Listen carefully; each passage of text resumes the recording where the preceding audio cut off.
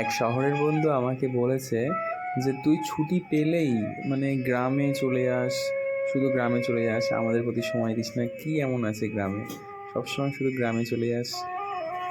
আমি তখন উত্তরটা দেইনি, আমি হেসে উড়িয়ে দিয়েছি কথাটা।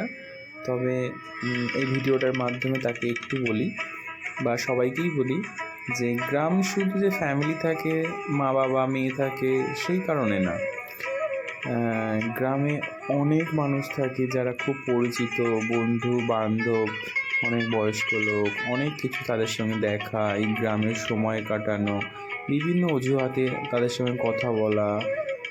মানে এখানে তুমি বলবে না যে যে বড়লোক গরিব বা এই গরিব বলে কথা বলবো না, বড়লোক এরকম কোনো ব্যাপার না। এখানে মিলে মিশে সবাই একসাথে থাকে, মানে এটাই একটা বড় ব্যাপার আমাদের কাছে। সেই কারণেই বারে বারে ছুটে যাই এই গ্রামে। আর আমাদের গ্রামটা এত সুন্দর, গ্রামের মায়া আমি ত্যাগ করতে পারি না। সত্যি খুব অসাধারণ লাগে।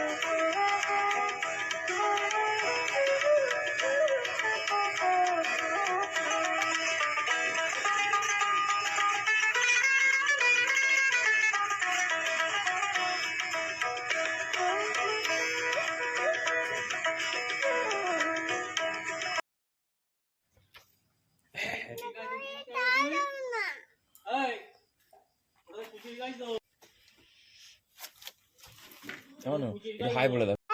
কেমন আছো? ভালো আছো তো?